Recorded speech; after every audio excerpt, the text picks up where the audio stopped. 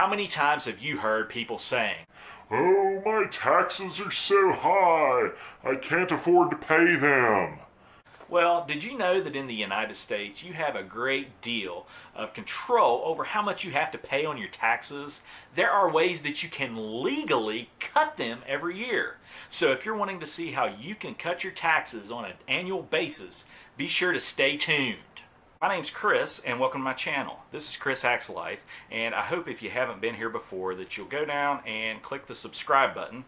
Today is actually my birthday as I am recording this, and it'd be really great if you would actually subscribe and give me that little birthday present. So if you've not already signed up for your work-based retirement plan, that provides the perfect opportunity to actually save money on your taxes in the current year.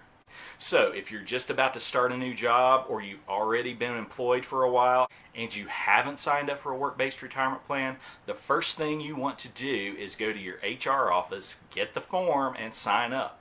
How does a work-based retirement plan offer you the opportunity to save on your taxes?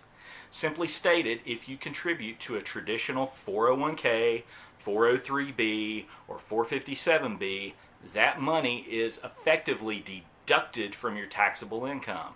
So therefore, if you're making $50,000 a year, you decide to give $5,000 to your work-based retirement plan, and you use the traditional option before taxes, your taxable income with the IRS is going to be $45,000 rather than the $50,000. Now, how much you're going to save depends upon what your marginal tax rate is. If you're at the 10% marginal bracket, your savings on a $5,000 contribution would be $500.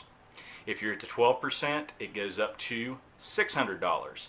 If you're at the 25% though, you'll be saving $1,250 on your taxes. You'll be saving in a retirement account, cutting your taxes, and you'll have more money to spend on whatever it is you want to spend. So you may be wondering, what is the contribution limit for a work-based retirement plan? So if you have a 401k, a 457b, or a 403b, you can save $19,500 in 2020. And if you're looking forward to next year, the contribution limit stays the same for 2021. Now that $19,500 can save you a pretty penny when it comes time to pay your taxes.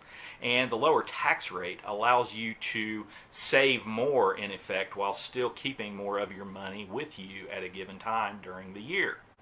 Now, another benefit that comes with the 403b, the 457b, or the 401k plan is the ability to allow your money to grow tax-free. Any money that you put in these work-based retirement plans will grow, and you won't have to pay any taxes on the gains until you take it out.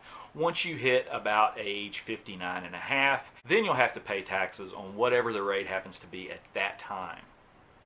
So there are a few exceptions to the rules that I've already said. For example, if you've hit age 50, those $19,500 limits that I told you about, they don't apply. You can give $19,500 in 2020 and 21, and you can add a catch-up contribution. That catch-up contribution is $6,500. Therefore, you could save $26,000 in a given year in your 401k, your 457b, or your 403b.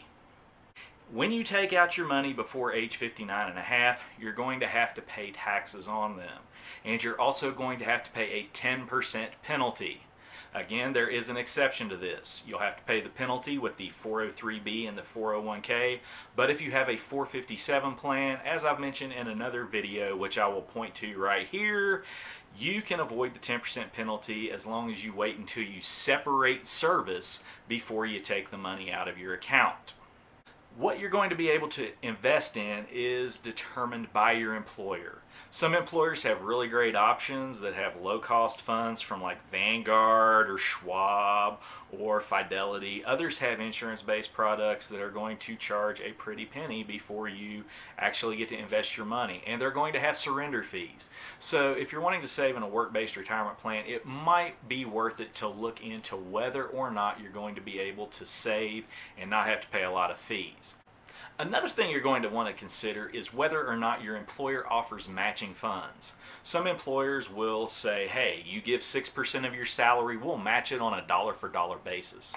Other employers might say we'll match it on a 50% or a 25% basis. So if your annual salary is $50,000, for example, let's say that they're going to match the first 6%, that's $3,000. At a 100% match, you'll get to put in $3,000 on your own, and your employer will put in another $3,000 for $6,000. At a 50% match, you'll put in $3,000, they'll put in $1,500 for a total of $4,500.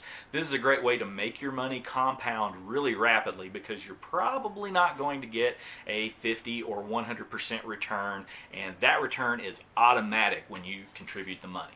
So there you have it. One of the best ways that you can save money on your taxes this year is by contributing to one of your work-based retirement plans. If you have it available to you, I suggest that you go and sign up today. If you don't have it available, you might want to look into an IRA. Now, I'm going to talk about IRAs in a future video, so you'll want to sign up to learn about that. So I hope you've enjoyed the video. If you did, if you found it educational or entertaining, be sure to smash the like button. If you haven't already subscribed, be sure to hit the subscribe button. As I said before, this is my birthday, and I would really appreciate it if you would sign up and subscribe to my channel. Also hit the notification bell so that you'll be informed when the next video comes online.